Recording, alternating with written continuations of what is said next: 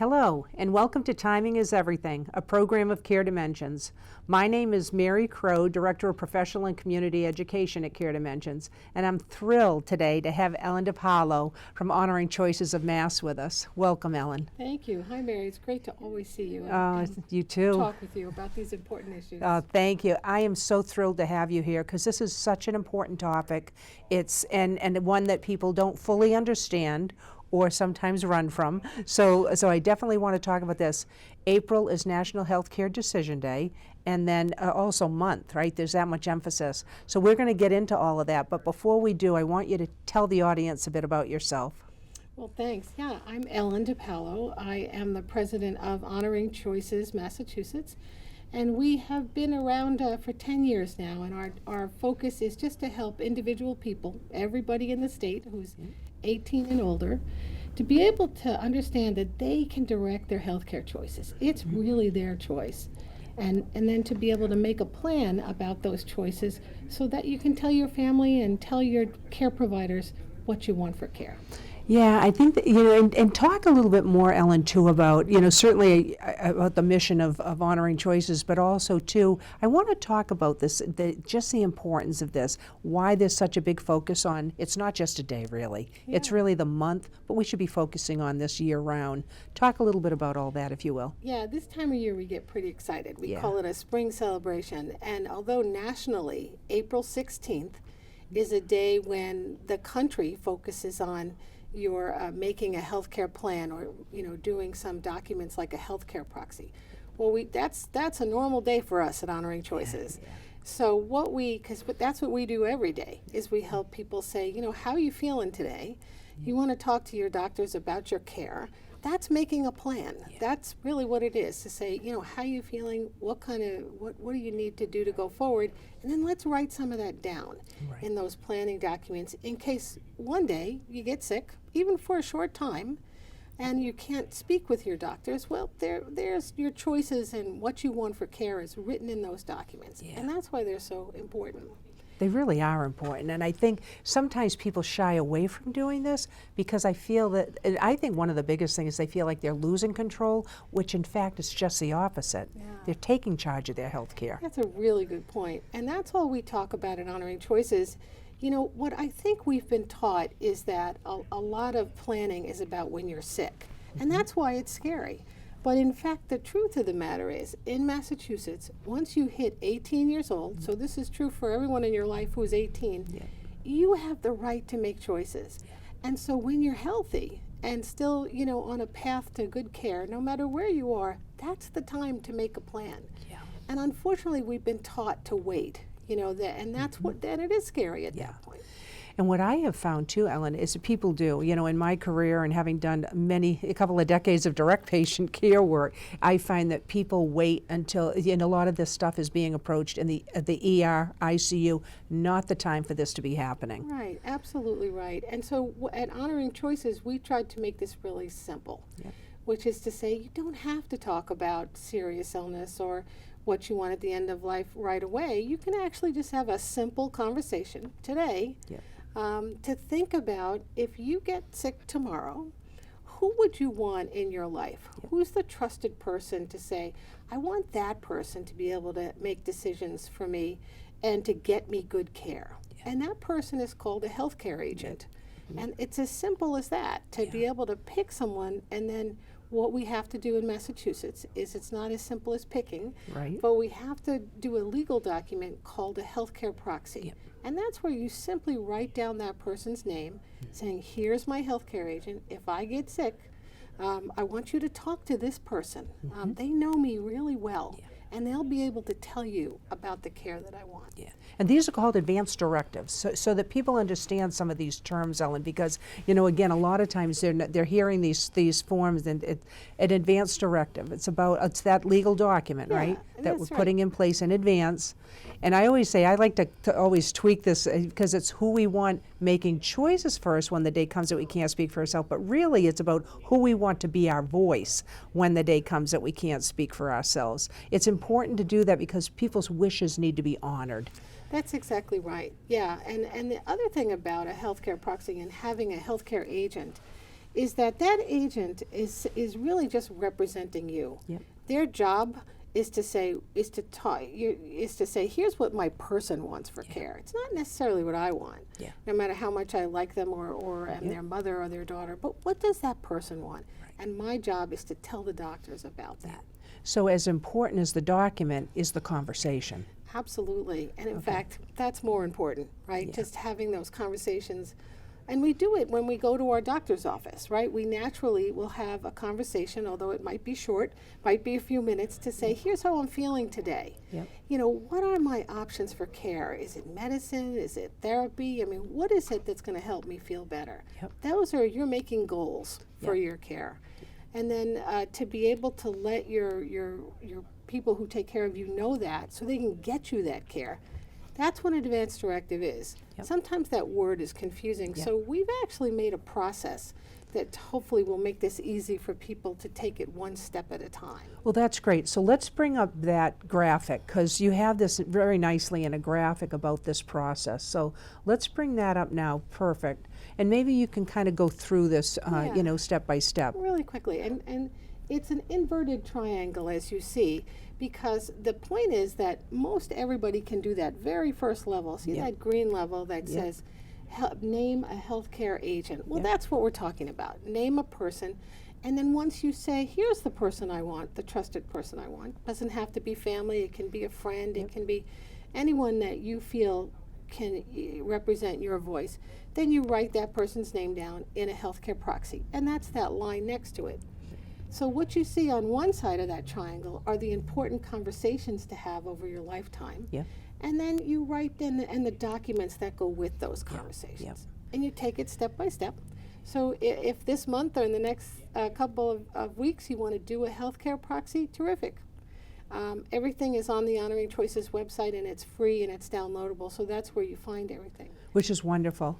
And I want to talk a little bit about that too, because, you know, in terms of, again, healthcare, very important. And I don't think people quite understand this, because they think that just, you know what, family can just make decisions on my behalf.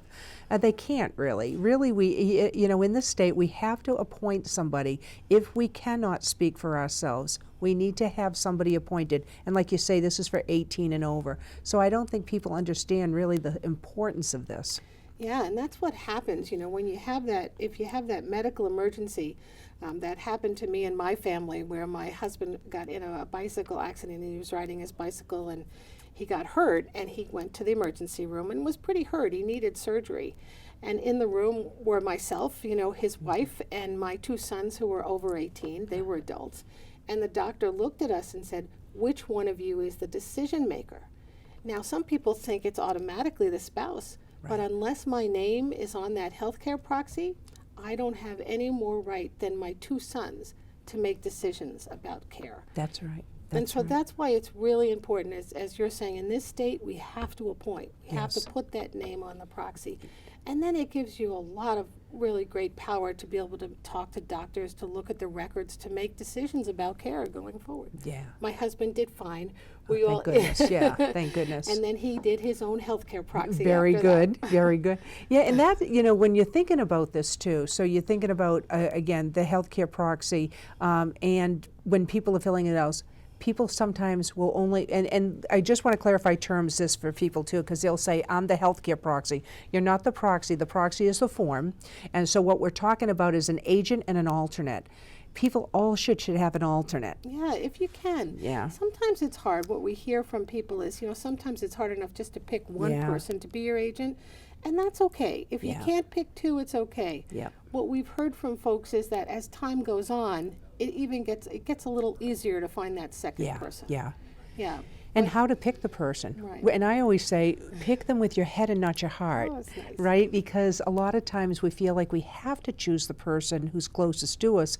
But as you said, it might not be a family member. Maybe that is too difficult for them, and they might not be able to honor what your wishes are. So it might be somebody else who could be more objective. Right, that's a good point. And we find as we talk to people, We talk to a lot of folks in the community, like the Council on Agings and libraries, and sometimes friends are more, Right. it's just easier to have a friend listen to you and say, here's what I want for care. And the friend saying, yeah, I can do that for you. Yes. And so that's nice. But you've also mentioned what happens if there isn't anybody to pick. Yeah. Right. And that's the difficulty, right? Because I think people don't understand that, and that is hard for people, because I get asked this a lot, Ellen, and I'm sure that you do too. What do I do? What do I do if there isn't anybody, if I don't have anyone? Mm-hmm. And I think sometimes that's people don't realize some people really do struggle around this. Yeah. And they don't have that person, that trusted person. Right. So what do they do? We get that question all the time, and we actually have a way to deal with that. It's just the way it is. We think about a third of the people we talk to, so that's a lot, right? Yeah. Don't have a person to pick. Either, there's just no one around. We live a long time these days. Yes. Or it's just not going to work. Mm-hmm. So but the most important thing now is, even if you can't pick a healthcare agent, is to say, well, I do have to write down what I want for care. Yeah. That's the really important piece. And you can do that in a document called a personal directive. Sometimes it's called a living will. Yeah. And that is something we have at Honoring Choices that Yeah. you can download for free. Yeah. And really what it is just a personal statement. You write your own little fill in the blank about, here's what's important to me. If I get sick tomorrow, here's what I want you to know about me. Yeah. Here's what I want you to do. Here are my instructions. Yeah. So what we find is, for people who don't have an agent to pick, they do that personal directive and they share it with their doctors. Yeah, okay. And they can put it in the medical record if they want to. Yeah. And that way your doctors know what you want Yeah. for care. And those are important guidelines, because I think that people look at that, right? And like you say, it's a form of a living will. And I do think it's important for people to understand that living wills aren't legal documents in the state of Massachusetts. However, these are critical guidelines for people. So it's still very important for them to fill these out. Right. So what we like to say at Honoring Choices is we have a getting started toolkit. Maybe we could bring that graphic up. We do have a graphic on that. Yeah. And so let's bring here we go. There it is. So we try to make this easy for everyone to say, as we go right back to if you're 18 and older, Yep. you can start to make your own plan. And you can do that with this Getting Started Toolkit.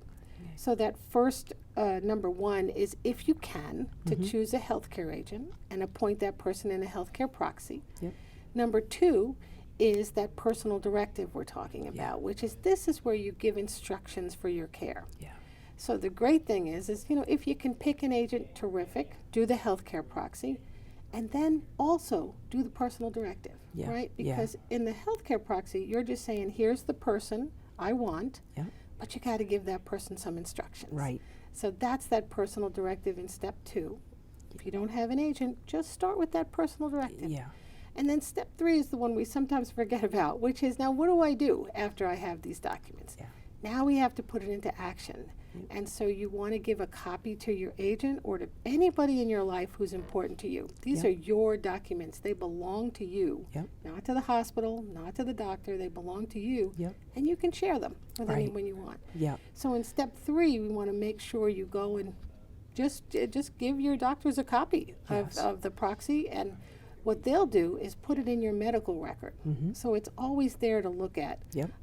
if you get sick, and then they're able to say, okay, there's the agent's name, let's call that agent. And, Excellent. And get people care. Yeah, that's really wonderful to have, because I think that makes it easier for people to see this go in steps like this. Yeah. I think that people, again, I think it's important to people to have control, and this does give them control. People need to understand, too, you can make changes to this at any time. And there are changes in life. So who you have now, it might not be who you would have down the road if things change in your life. But so it's important to update these documents as appropriate, and then have that, and like you say, keep the original, right? And so, because sometimes people think, and oftentimes they put that and give that to the doctor's office or the hospital, and they say, well, I don't have my forms. Right, that's really true. Yeah, and I think that's what we talk about, that healthcare planning as a process. Yeah. I think people have been taught to do the document once and put it in the drawer and never think about it, and that doesn't help you. Those documents are living, breathing documents. Yes. They follow us through our lifetime, and especially with a personal directive where you're writing instructions for your care, Yes. as you say, that's going to change. Yeah. It changes for everybody. Yes. As our health needs change, our decisions change, our choices change, so keeping them up to date Yeah. and making sure people who are important to you have them. Yes. And Yes. have the changes. To have the update, and it is a process, isn't it? And process. things too, how I feel now might not be how I feel depending on how life unfolds, if with an illness, those sort of things. So I think that that's important to people. I think it's also important because, again, I'm going to go back to this control thing because, again, I hear this a lot out there. People worry that, oh my gosh, I've signed this, now somebody has control over my health care needs. They don't have control. Actually signing that form, that does not get implemented. It doesn't get enacted until a physician determines that you lack capacity. And then it can be activated. It can even be activated short time, right? And then Right. deactivated. Exactly, yeah, and that's a great point, taking control. And one of the things I think we haven't told people enough about is that it really is your health care and your choice. Yes. The law in Massachusetts says you get to decide. Yes. And you get to decide all through your lifetime. Yeah. And I think sometimes our health systems don't remind us about that. Yeah. They will instead say, well, I'll tell you what's best for you. And people, of course, feel very out of control with that. Yeah. So as a person who's 18 and above, you say, it's my right to Right. decide. Let me tell you what I'm worried about. Let me tell you, what I want for care, and let's see if you can get it. Let's see if we can work together and get it for Right. me. And we keep going back because it's important that people understand this 18 and over, because a lot of times we don't need to do that. We're not, that's for people who are old or frail or, and it's not true either, right? It's not true. Yeah. My sons who are they're in their mid-20s, things happen. They Right. play sports on the field, they get Yep. sick. They too have been in the hospital where they couldn't speak for themselves. Yeah. And it was, because I'm their mother who does healthcare proxies, they had one. Yes, yeah. And it just made our whole family experience so much better to be Yeah. able to say, I need you to take care of my son, and I'm his healthcare agent. So tell me what's going on. What Yep. tests are going to go on, and how are you going to care for him? And what my son said to me was, it was so nice, Mom, to know that you had the power, not just as my mother, but as my Right. agent, to get me that care. Absolutely. And yeah. that's true for everybody, any age. Yeah, and that's the thing, because again, a lot of times people are because they think this is just for people who are older or frail. And I like to remind people really how healthcare proxies came about were because of landmark cases. Like Karen Ann Quinlan, Terry Schiavo, Nancy Kruzan, who are all in their 20s. Right. So I think sometimes we have we think we're going to be fine and nothing's going to happen to us. Yeah. And if we talk about this stuff, we have some magical thinking going on. We're such a death-denying society. If we don't talk about it, it's not going to happen. Or if we do talk about it, something will. This is a way, again, it's not about that. This is about taking charge, having control over our healthcare decisions, which, like you said, many people want now. They are. It's different now, right? It is, and what we've heard from our doctors and our care professionals is they really like it when you have a healthcare proxy. Yeah. It helps them to say, okay, my patient who I care about is sick.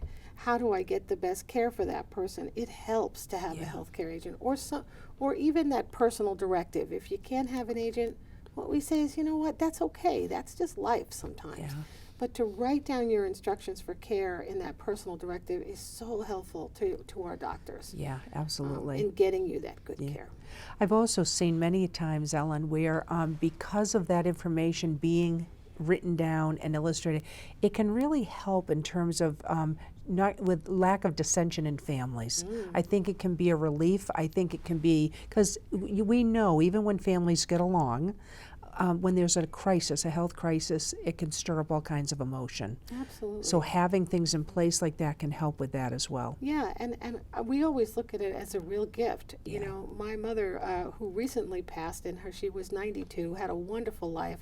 She always said to us from when we were little, I want to give you that gift of knowing what to do for me when I get sick. Wow. And that's, we've had that. It was such an important message our whole life. And when she passed, it was just then so easy, or when she was really sick too, to get her what she wanted. Yes, yeah. And the calm and the peace that she felt about that, as well as our whole family, Yeah. it really was a gift to do it ahead. Yeah, it does affects people's bereavement as well. It does. You know, and I think it's so hard. And again, being in this field for so long, I've seen how it is so it's excruciating to make life or death decisions for people we love. But when we understand what a person's wishes are, we're not making those life or death decisions. We're honoring their wishes. That's right. And wow, does that I'm not minimizing it. It's still hard. Yeah. However, boy, it brings on a whole different Yeah. perspective, doesn't Yeah. it? And we get back to that point of control. Yeah. We honor that person's wishes to say, yep, you still have control, even when Yes. you're this sick. Yeah. And for some people who are sick in their 20s, they're sick and then they're able to get better, they still have that control to say, here's what I want you to do for me if I get sick. Yeah. Yeah. So if you look at the documents that way, they really do help you have control. And Yeah. they don't, as you mentioned, you have the full right to make decisions unless a doctor comes in and says, through an evaluation, that you don't have that ability anymore. Right. But you can easily do a healthcare proxy, and then you get sick, and then you get better, Right. and then all the decisions are yours again. Yes, Right. yeah. And sometimes people will say, and I will just bring this up a little bit because, again, I think this is going to be, because there is the MOLST form, okay, the Massachusetts Medical Order for Life-Sustaining Treatment. Right. Some people will say to me, okay, so I need to do the MOLST or I need to do the healthcare proxy? And I say yes. Do both. Right, because Yeah. they're different forms. You know, one is an actual medical order form versus a legal document where you're appointing. Right, yeah, and it does get confusing in Massachusetts, and that's why we put that healthcare planning process graphic together, which is on our website. Take your time with it. But if everybody starts with a healthcare proxy, that's where you start. Yep. And then as your healthcare changes, you can do other documents. Now, the MOLST order that you're talking about is only for people with serious illness, as you know. Yeah. So, you don't have to do that right away. Yeah. But that healthcare proxy, the personal directive, those are the two I would do. Yep. And we as we work sometimes with at senior centers, they get not only excited for themselves to be able to do these documents, but they say, you know what, my granddaughter who's 21 needs to do this. Yes. And as the head of the family, they go and make sure their family all have documents. Absolutely. It's a nice thing to do that way. And I often bring up this example. I have a friend, a nurse, who has been in the field for many years, and actually her entire family comes together at one time during the year, and it's at Thanksgiving. Yeah. And it's a big family, and they actually review their wishes because it's the one opportunity they're all together. And people think, oh my gosh, how, that's a down. No, it's not actually. It's a celebration still. They talk about any changes or wishes that they have, and then they go on and they enjoy the holiday and everything else, but they use that opportunity out of crisis time again. Yeah, that's a wonderful idea, because it's just a family talking. Yeah. It really is about, here's how I want you to help me Right. if I get sick. That's all it really is. Yes. And the gift across for everybody is that's Yeah. a great idea. Well, and what happens sometimes too is that because people will say, it gets confusing for them because, again, if they're not all talking, well, Mom didn't say that to me.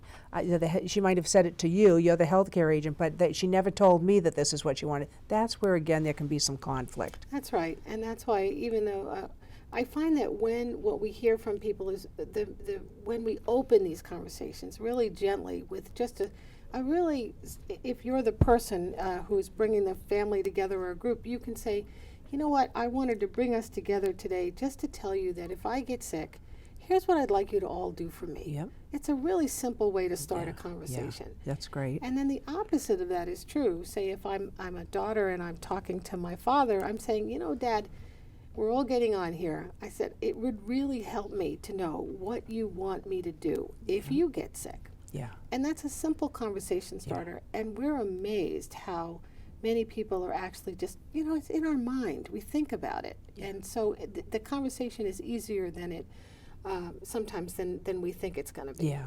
And like we say, particularly out of crisis time, Right. if you can make this, normalize it more, it doesn't have to be, again, the heaviness that we're talking.